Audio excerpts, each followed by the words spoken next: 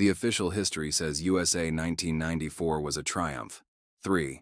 6 million fans, record attendance, commercial success.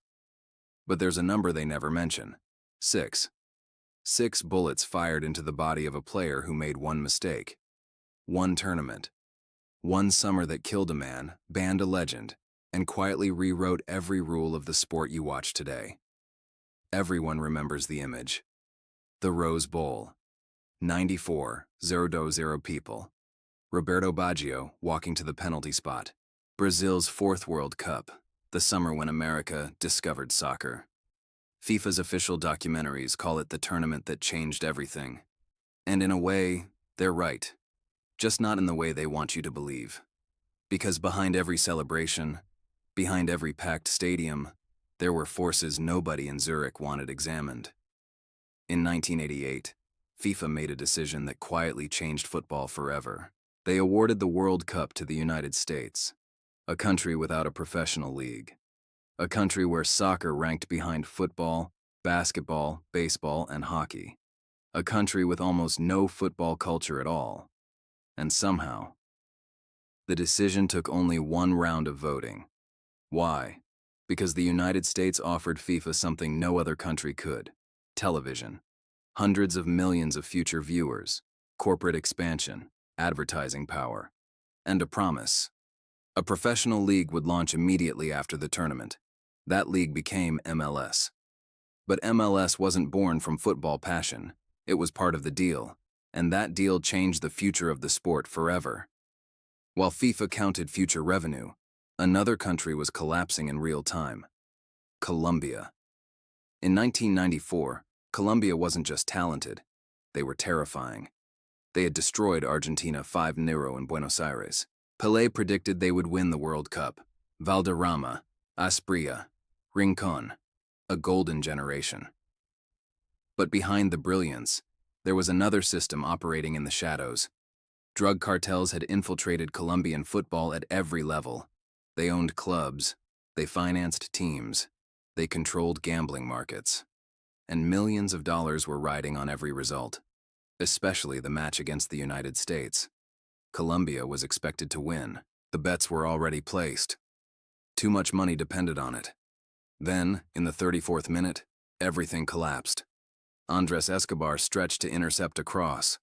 The ball touched his foot and rolled into his own net. An own goal, one mistake, one moment. And from that second forward, his fate may already have been sealed. Colombia lost 2-1. The cartels lost millions. And 10 days later, Andres Escobar was dead. On July 2, 1994, Escobar left a nightclub in Medellín called El Indio. He was trying to move on, trying to rebuild his life, trying to escape the weight of what had happened. Then several men approached him in the parking lot. They mocked him. "Thanks for the own goal." Escobar stayed calm. Witnesses said he tried to reason with them, tried to explain, tried to de-escalate the situation. Then one man pulled out a .38 caliber pistol, 6 shots.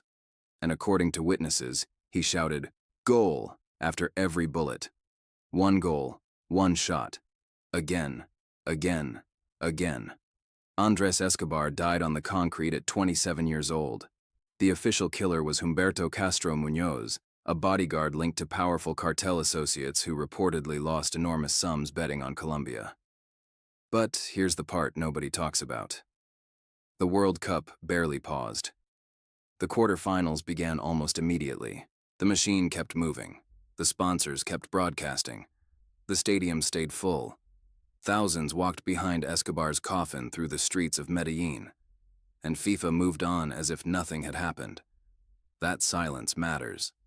Because at the exact same moment, another football icon was being erased from the tournament by a completely different kind of power. Diego Maradona arrived in the United States looking like the ghost of himself. Older, slower, damaged, but still capable of making entire stadiums believe in magic. Then came the goal against Greece. The scream into the camera, the wild eyes, the energy. It looked like resurrection. Then FIFA announced he had tested positive for ephedrine. 48 hours later, Maradona was gone. Argentina collapsed without him. The official story was simple. Maradona cheated. FIFA punished him. End of story. Except the timeline raised questions nobody ever properly answered. Why was Maradona's result processed so quickly while other tests took much longer? Why was his name leaked before the official announcement? Why did FIFA seem desperate to remove the most unpredictable man in football from the most corporate World Cup ever created? There is no smoking gun. But there is a pattern. Because 1994 wasn't just changing players. It was changing football itself. Quietly. Permanently. That same tournament introduced one of the most important rule changes in football history. The back pass rule. Goalkeepers could no longer pick up deliberate passes from teammates. Officially, the rule existed to speed up the game. Unofficially, FIFA believed slow football would fail in the American market. So they changed the sport. And it worked. Goals increased. Matches became faster. Mistakes became more dangerous. The game became more dramatic for television. But that rule never disappeared after 1994. It became permanent everywhere. Because USA 1994 wasn't just a World Cup. It was a laboratory. A global experiment testing what football could become when entertainment mattered more than tradition. And the experiment didn't stop with rules. Every stadium used in 1994 belonged to the NFL or American college football. Many weren't built for soccer at all. Artificial turf, temporary grass laid over concrete, narrow pitches, dangerous surfaces. Players described some fields as unstable and swamp-like. But the broadcasts looked perfect, because television was the real priority. USA 1994 revolutionized football broadcasting. Multiple camera angles, super slow motion, aggressive graphics, cinematic coverage. The modern football viewing experience was engineered there. Not by coaches, not by players, by television executives. And that transformation changed the economics of the sport forever. The 1994 World Cup generated $145 billion in revenue, more than double any previous tournament. FIFA's financial power exploded after that summer, and with that money came something even more dangerous: control. The machine that later awarded World Cups to Qatar and Russia was built in the United States in 1994. And while FIFA became richer than ever, two of the tournament's most important figures disappeared within weeks. Andrés Escobar was dead. Diego Maradona was exiled. One destroyed by crime, the other destroyed by power. And FIFA barely acknowledged either of them. Sepp Blatter later described Escobar's murder as an internal Colombian matter. An internal Colombian matter. A player dies connected to the ecosystem surrounding the World Cup, and the institution profiting from that ecosystem distances itself immediately. That pattern never disappeared. Qatar, Russia, corruption scandals, migrant worker deaths, political influence, commercial expansion. Every World Cup leaves casualties behind. And every time, the machine keeps moving forward. Because by 1994, football had stopped being just a sport. It had become an industry, a global entertainment system.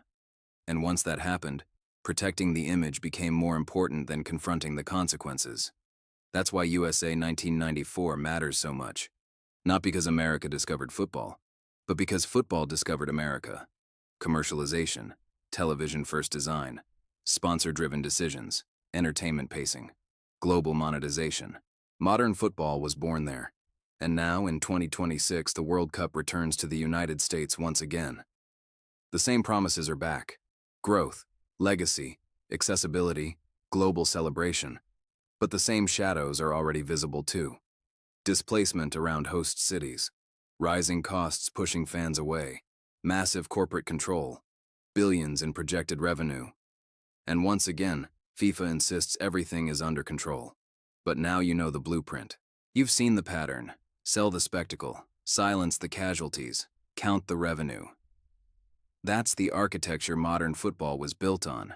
And the forgotten World Cup of 1994 didn't just rewrite football history, it rewrote the rules of what football was allowed to become.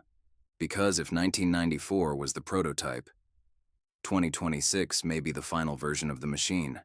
If this episode changed the way you see football, subscribe to the B side of football. Because every story here is another layer pulled back from the version they sold you. And the deeper you look, the darker the game becomes.